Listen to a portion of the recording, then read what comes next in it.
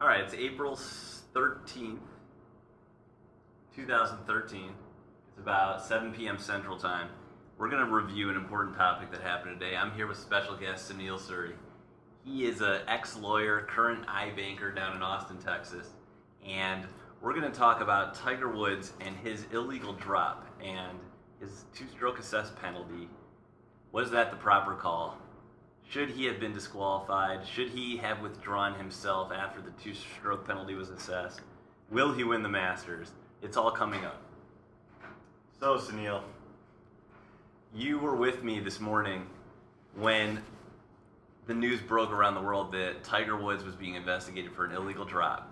Now, the story is Friday afternoon he was 5 under par, tied for leading the tournament.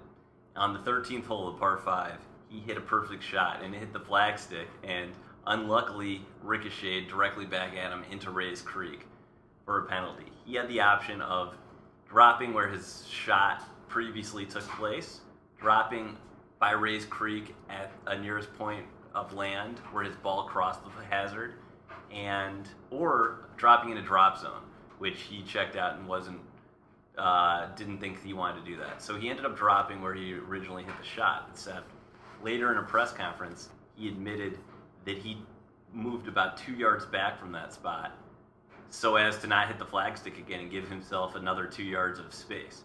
Once he announced that, the Masters Committee investigated it, issued him the two-stroke penalty, which actually had him shooting a 73 instead of a 71. Now, he signed his scorecard for a 71. In golf, when you sign an incorrect scorecard, you're disqualified. They issued him a two-stroke penalty under a special rule which prevents the player from being disqualified over a special situation, which is open-ended in the rules. And there's been much controversy about this. Now, what's your take on what should have happened and what should happen at this point? Well, as an average golf fan and not a expert golf fan, I think this situation was handled probably the most sensible way possible. I know rules are rules, and there's this rule about disqualifying someone. You know, as an average fan, it's hard for me to understand how he's supposed to be psychic and understand what the penalty is going to be. He signs the scorecard, and they came out with a penalty later on. So it's hard to understand disqualifying the guy. And, people talk about an asterisk, whether this would put an asterisk on his championship if he were to win it. I think there'd be an asterisk if he was disqualified and someone else won it. That would be a bigger asterisk if someone else won, because Tiger was disqualified on kind of this silly situation. It seems like two-stroke penalty gives him plenty of disadvantage and seems more than fair from the perspective of another golfer in the tournament. You know, that's a great point that you make specifically about an asterisk if Tiger were to be disqualified, because while he broke the rule, he deserved the penalty if he specifically said he moved his shot. He knows the rules, and so does his caddy, and if he did that, that's just a breach of a rule, whether he meant to do it or not. But if he were disqualified, people would be saying, well, who cares? He won the Masters, but Tiger was disqualified over a stupid rule. And we saw what happened when he was injured. The majors were the majors, but it was without Tiger Woods. So now that he's back, everyone wants to win with Tiger at the top of his game. And if he had a penalty, he had a penalty. And that was the end result.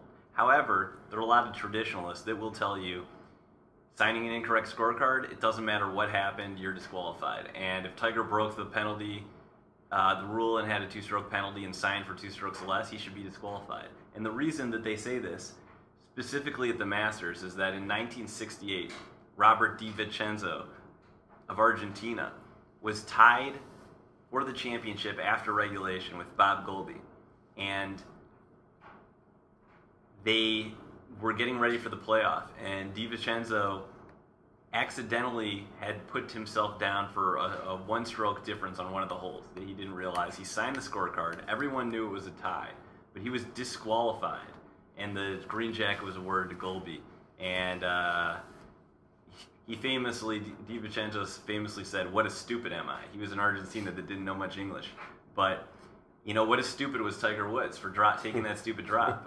He should have known the rules. He's a stickler for the rules himself and a traditionalist in the game. And many people were saying, okay, the Masters gave him this two-stroke penalty, but he should withdraw from the tournament as an honor to the game of golf in these rules. How do you feel about that? Well, again, I'll bring the perspective of the average sports fan who just watches a little bit of golf with everything else. I don't understand honor to the sport. I don't really get that. I don't understand why a competitor in a competitive sport where the prize money is substantial should ever give up out of some higher calling, some honor to the game and to others.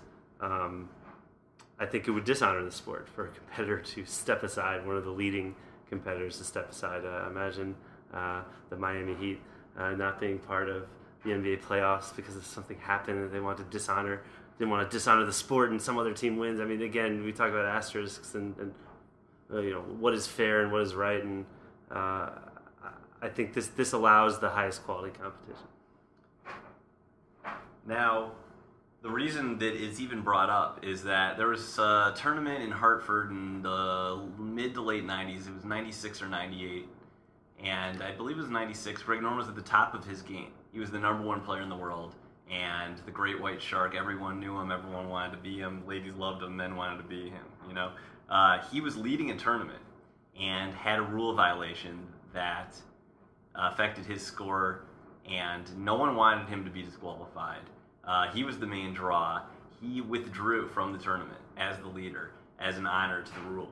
Now, again, it's a personal decision to do that. You play by the rules. Tiger, he's continuing playing this week. However, I don't think Phil Knight over at Nike would tell him to withdraw for the honor of the game. He wants that Nike symbol on CBS this weekend. I don't think any of Tiger's other sponsors, like Fuse Science and such, would want him to just... And he's got to think about that when he's deciding if he wants to honor the game or if he just made a penalty that was assessed later. He got 2 strokes, and then he's going to go play on. Yeah, I think you're, sort of implies there that to play the tournament would be catering to some corporate interest that should be beneath the love of the game and so on. I would hope there'd be some golf purists out there that would say, as a purist, I think he should play. I want to see the highest quality competition, and I want to know whoever won the Masters really won it that year instead of some special situation. And this new rule that they instituted, 33-7, whatever it is in the rule book, it was instituted about 2 years ago. It specifically is to prevent these silly disqualifications for rules breaches that the player was not even aware of the rule. They all should be aware of the rules, but some of these rules of golf are quite intricate and detailed that you can never remember them all, especially in the heat of a moment after you've just hit the flagstick and the ball is ricocheting off the pin into the water. If you don't believe in the golfing gods, ask yourself why Tiger Woods was leading the golf tournament. 5 under on the par 5, hits a perfect shot. I mean, he's going for the lead, and the ball ricochets into the water. He takes a drop, gets a penalty stroke, has a huge controversy that kept him up at night and had him at the course at 8 in the morning. And now he is several shots back at the leader with still a good chance. But, I mean, everything could have been different if that ball didn't hit the stick. So, golfing gods, we thank you for creating this opportunity of discussion. Now, I'm going to read some tweets from Tiger that he released today.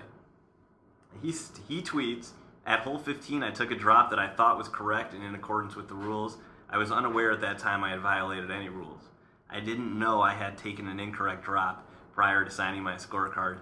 Subsequently, I met with Masters Committee Saturday morning. I was advised they had reviewed the incident prior to the completion of the round. Their initial determination was there was no violation, but they had additional concerns based on my post-round interview. After discussing the situation with them this morning, I was assessed a 2-stroke penalty. I understand and accept the penalty and respect the committee's decision." So that was not all one tweet, ladies and gentlemen. That was about 7 tweets, and we can discuss how Twitter breaks news in the best fashion later. But that's what Tiger has to say. He accepted the penalty and was probably pretty relieved that he wasn't disqualified, because many of the USGA officials, several of the golf analysts, the top ones in the world, thought he was certainly disqualified. I initially thought he was certainly disqualified. I didn't even know about this rule. But this rule is here to help us. If they had this rule back in '68 with DiVincenzo, they would have not disqualified him. He may have had another penalty and lost the tournament or lost in a playoff, but he may have won and his life may have been changed forever. Now, is this a Masters rule or a PGA rule? It's a rule of golf. It's accepted by all